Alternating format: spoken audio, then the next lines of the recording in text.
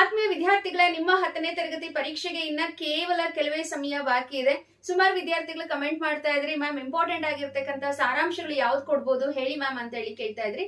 ಹಾಗಾಗಿ ಇವತ್ತಿನ ದಿನದ ವಿಡಿಯೋನಲ್ಲಿ ಸಾರಾಂಶಕ್ಕೆ ಯಾವ ಪದ್ಯಗಳನ್ನ ಕೇಳ್ಬೋದು ಹಾಗೆ ಅದರ ವಿವರಣೆಯನ್ನ ನೋಡೋಣ.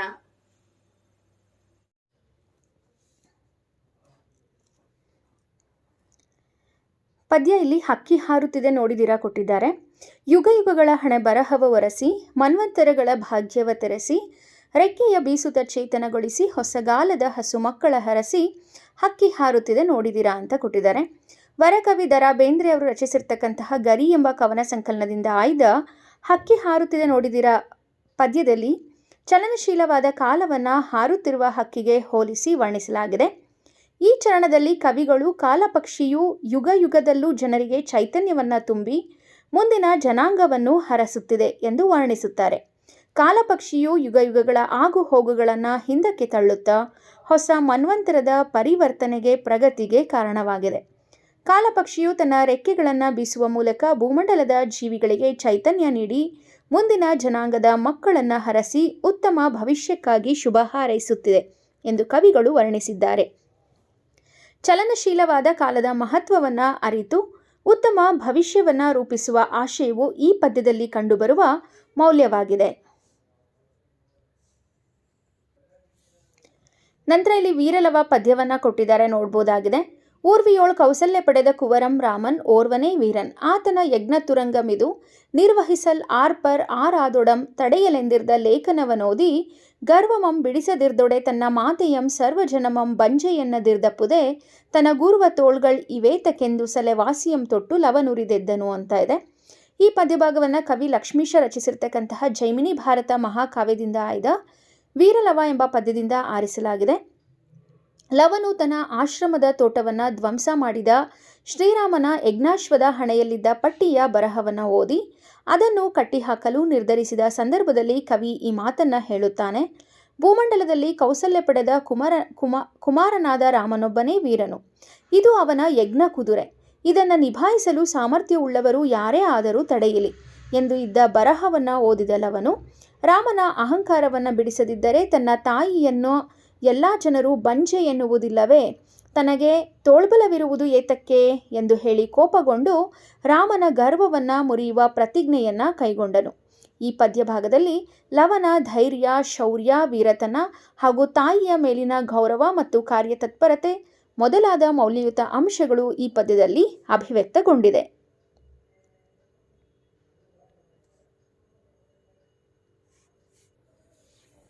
ನಂತರ ಇಲ್ಲಿ ಕೌರವೇಂದ್ರನ ಕೊಂದೆ ನೀನು ಪದ್ಯವನ್ನು ಕೊಟ್ಟಿದ್ದಾರೆ. ನಿನಗೆ ಹಸ್ತಿನಾಪುರದ ರಾಜ್ಯದ ಘನತೆಯನ್ನು ಮಾಡುವೆನು, ಪಾಂಡವ ಜನಪ ಕೌರವ ಜನಪರು ಓಲೈಸುವರು, ಗದ್ದಿಗೆಯ ನಿನಗೆ ಕಿಂಕರವೆರಡು ಸಂತತಿ ಎನಿಸಲೊಲ್ಲದೆ ನೀನು ದುರ್ಯೋಧನನ ಬಾಯ್ದಂಬುಲಕ್ಕೆ ಕೈಯಾನುವರೇ ಹೇಳೆಂದ ಅಂತ ಇದೆ. ಈ ಒಂದು ಪದ್ಯವನ್ನು ಕುಮಾರವ್ಯಾಸ ಅಂತ ಹೇಳಿ ಪ್ರಸಿದ್ಧನಾಗಿರ್ತಕ್ಕಂತಹ ಗದುಗಿನ ನಾರಾಯಣಪ್ಪ ಅವರು ರಚಿಸಿರ್ತಕ್ಕಂಥ ಕರ್ನಾಟ ಭಾರತ ಕಥಾಮಂಜರಿ ಎಂಬ ಮಹಾಕಾವ್ಯದಿಂದ ಆಯ್ದ ಕೌರವೇಂದ್ರನ ಕೊಂದೆ ನೀನು ಎಂಬ ಪದ್ಯದಿಂದ ಆರಿಸಲಾಗಿದೆ.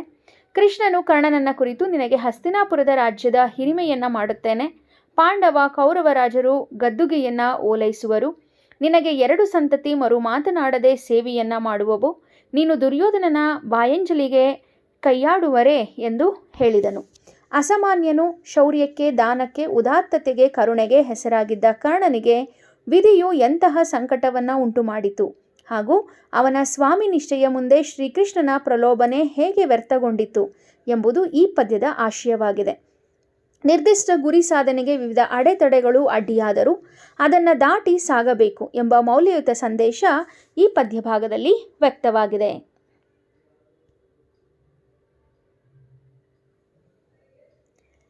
ನಂತರ ಇಲ್ಲಿ ಸಂಕಲ್ಪ ಗೀತೆ ಪದ್ಯವನ್ನು ಕೊಟ್ಟಿದ್ದಾರೆ. ಸುತ್ತಲೂ ಕವಿಯುವ ಕತ್ತಲೆಯೊಳಗೆ ಪ್ರೀತಿಯ ಹಣತೆ ಹಚ್ಚೋಣ, ಬಿರುಗಾಳಿಗೆ ಹೊಯ್ದಾಡುವ ಹಡಗನ್ನು ಎಚ್ಚರದಲ್ಲಿ ಮುನ್ನಡೆಸೋಣ ಅಂತ ಇದೆ.